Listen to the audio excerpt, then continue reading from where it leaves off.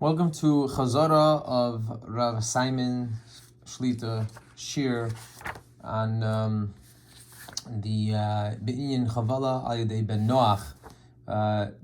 When a Ben Noach, a Gentile, does Chavala. We're now trying to figure out the Sheva Mitzvahs B'nei Noach, the 7 Noahide laws, and what exactly is going on there. Are there more than 7? We saw last time might be more than 7. And here is an overview of the question of the Kaba deKaShaissa. So the Kaba deKaShaissa is questions of the Chalach Yoav. He wrote a sefer 103 questions, lumdus questions that need to be answered. So first we have to see a pasuk. And this is the pasuk. And the pasuk is from Exodus, so we know this pasuk right here. So it says, "Vayhi bayimim hahem, vayigdal Moshe, vayetzei el achav, vayar b'sivlotam." And it was in those days that Moses grew up. He's growing up in the palace in Egypt. Vayetzei el achav. So he went out to his brothers. His brothers meaning the other Jewish people. The other is Hebrews. Vayar b'sivlotam. He saw their sufferings. Sivlotam, hard to translate that word, but let's just say that for now. Vayar, we go to the next part of the pasuk. Over here. It says, Vayar ish mitzri makeh ish ivri me'echav. He saw an Egyptian man hit a Hebrew man from his brothers. Vayifin ko vacho. So he turned this way and that way. Vayar ki ein ish. He saw there was nobody looking. There was no other person there. Vayachet hamitzri, and so he struck the Egyptian, the Egyptian man who was hitting his Hebrew brother. And Moses buried him in the sand. Vayitmenehu bachol. He buried him in the sand, meaning he killed him. So that is that episode. Also, you could see in the movie The Prince of Egypt as well. They have an interesting interpretation. So the first thing we're going to see is a Gemara in Sanhedrin Nun Ched Amud Bet. We're going to go down here. We're going to try to zero in on the obligations of a Noahide in terms of striking. Right? We know in Judaism we have something called choivel. It's forbidden to injure your fellow. So it says here, Amar Rabbi Chanina says right here, Ovid kochavim shehika et Yisrael chayiv mita. A Gentile who strikes a Jew is obligated to the death penalty. Shneimar, as the pasuk says, the one we just saw, Vayifin ko vako vayar ki ein ish vayachet hamitzri. Says the pasuk that it's put it up above, where Moses looked this way and that way, and he saw there's no ish, so therefore he hit the Egyptian. The idea being that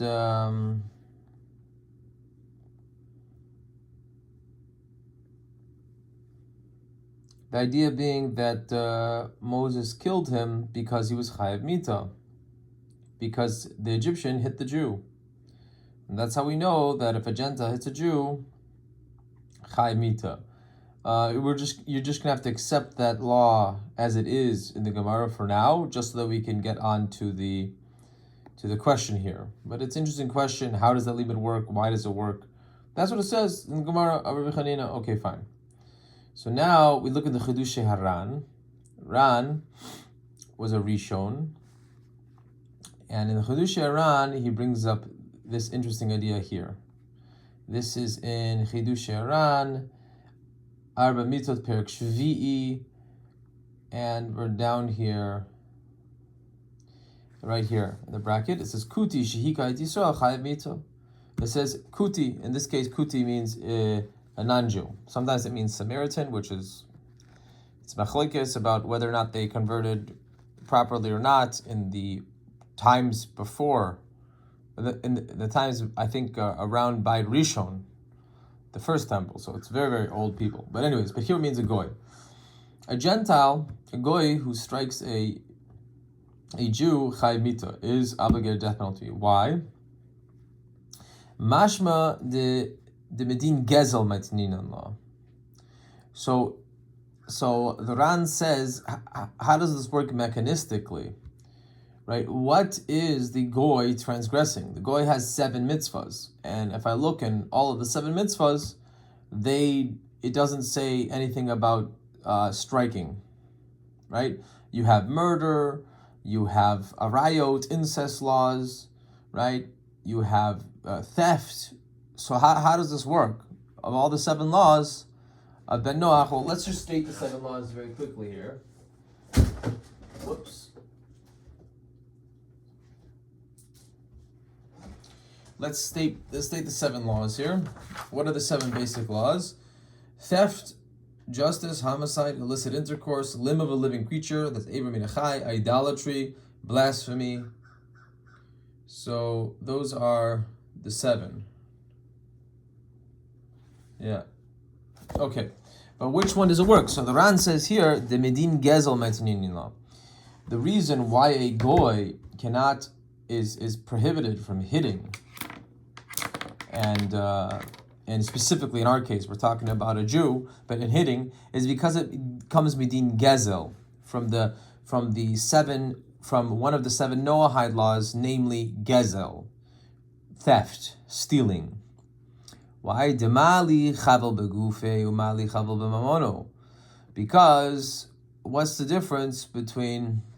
There really is no difference between damaging somebody's body versus damaging someone's money.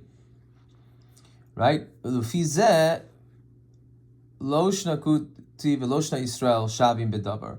According to this reasoning, right? There's no difference between striking. There's no difference between a Gentile, a goy, and a Yisrael, and a Jew. What does that mean? That there's no difference in hitting, and when the kuti hits a kuti, or when the hiti kuti Yisrael, or when the kuti or the Yisrael does it. I don't know. I could understand that both ways. Meaning, the first way I would understand it is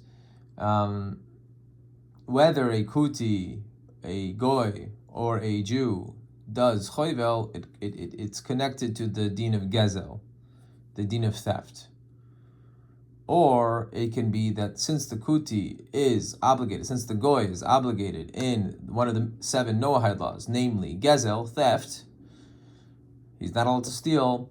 It doesn't matter if he does so to a kuti, and it doesn't matter if he does so to Yisrael, he's still doing gezel, he's still doing theft. So we have to go down now to the question of the Kaba deKaShaissa. So this is the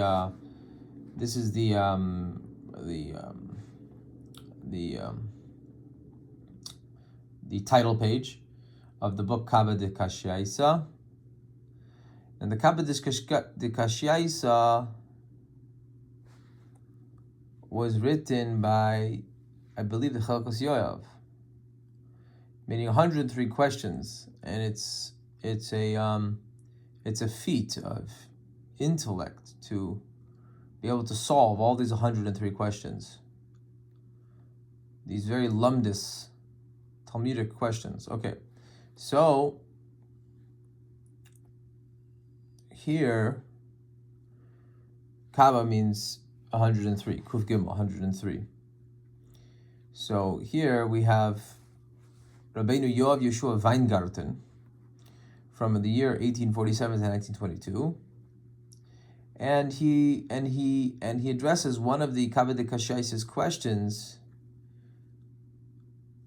on the 18th question of those 103 questions, and he has a kasha on the Ran. So let's do this question. Let's understand this question. So he says, Tamu ali al achidushay Ran, Sanhedrin, Daf Nun Chen Amud Bet. So that's the Ran that we just saw. So it doesn't make any sense what the Ran is saying, that he believes that mechanistically, the way that a goy is obligated in not transgressing chovel, meaning damaging another person's body, is by way of gezel, one of the 7 Noahide laws called theft, you shall not steal, because it's the same thing. Damaging somebody's property, damaging somebody's body, it still works by gezel. So this kushya yudchet, this 18th kasha, it's a very strong question, right? he says it doesn't make any sense. The Chidush Aran, right? The af akum shehika la'akum chaveiro chayav mita, because even a goy who hits another goy, meaning he doesn't have to hit a Yisrael. If he hits another goy, he could be chayav mita. He could be obligated death penalty. The chavalos havu kamo gezel. The chayav ben Noach mi ben Noach.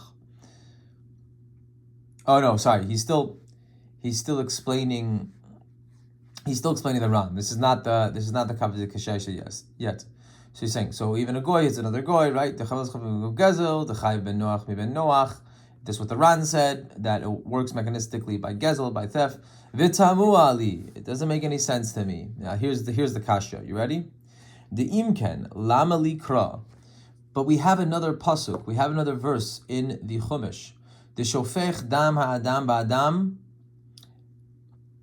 So the pasuk says in the Chumash, shofech dam ha'adam ba'adam, damo yishafech. I think that's the continuation of the pasuk of the verse, meaning one who spills blood of the man, in the man, of the human, in the human. And we learn out there also in Sanhedrin Daf Nun Zayin Amud Bet, right, that they make a learning out of this pasuk in that source in Sanhedrin, in the Masechet Sanhedrin Daf Nun Zayin, page 57b, where it says Ha'adam ba'adam. So one who spills the blood of the man in the man, meaning it's talking about a fetus. And from there we learn out the ben Noach, that a goy neherag al ubrin. So if a goy kills the fetus while it's in the mother's tummy by doing something like that, that he can also get death penalty theoretically, right? And if that's the case, right, so why do we need this pasuk if we already know, like the Ran says, that a goy who strikes another human being, be it a goy or a Jew, is transgressing his 7 Noahide laws mechanistically, namely by way of the mitzvah of gezel, theft, because damaging someone's body, damaging someone's property, stealing someone's property is hypothetically, conceptually, in our case, similar realities. And so therefore, you wouldn't need this pasuk because the fetus, we consider it part of the mother, and he is and the ben Noach is striking another human being and damaging her. How is he damaging her? He's damaging her fetus. Her fetus is part of her when it's still in her body. So these are at least the basic concepts, right? There's a lot of nuances here, a lot to discuss, but this is the basic question.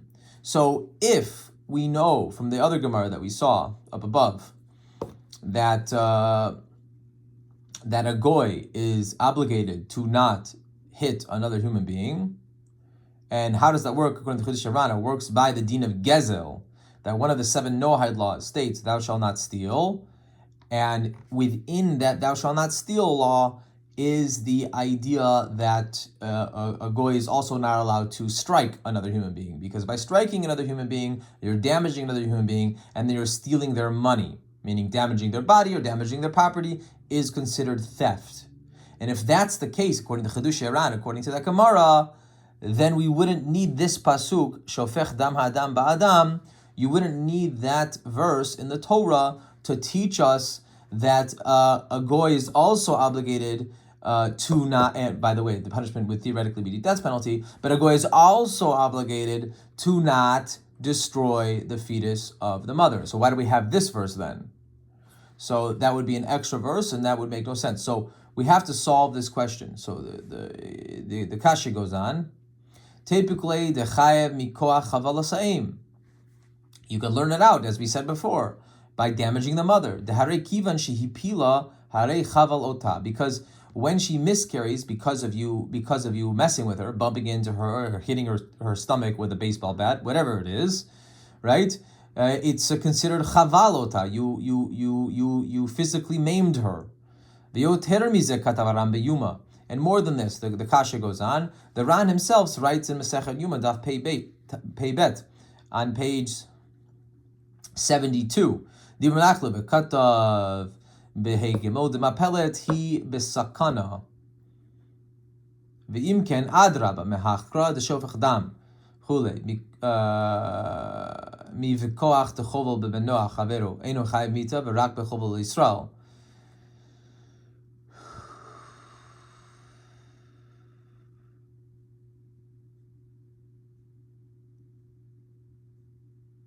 So this last part, let's try to understand it. Ve'im ken adraba. So the Ran writes in Masechet Yuma, in the tractate of Yuma, in 82, page 82, Dira Matkal, this, that ima pellet, one who miscarries, is bisakana, is in a state of sakana, danger to life, danger to her life. V'im kain, and if this is the case, says the Kaba deKaShaissa, adraba, mehachkra, the shofech dam,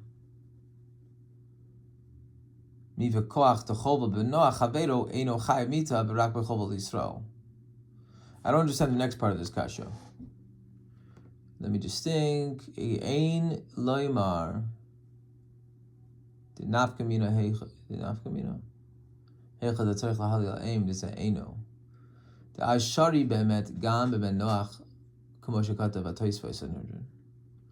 Okay, it's trying to make a similarity between. It's trying to talk about the punishments now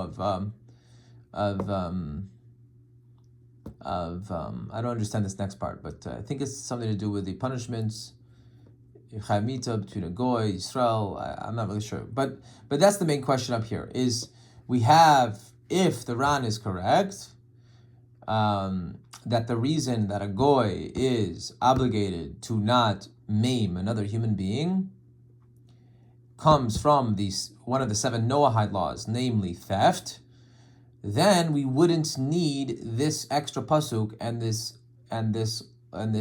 exegesis in the tractate of Sanhedrin of shofech dam ha'adam ba'adam, the one who spills the blood of the person in the person.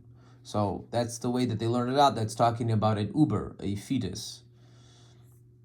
And from there we learn out that a goy is also obligated to not maim, kill the fetus of the mother while the fetus is in the mother's body. And he could theoretically get death penalty. Getting death penalty is not the point. The point is, this pasuk teaches us that the ben noach, that the goy, is not allowed to do that. And the question is, if we already know from the law of Gezel that he's not allowed to maim his fellow human being, then this is considered maiming his fellow human being, the fetus being part of the mother, according to halacha. And so that is the question we're dealing with now.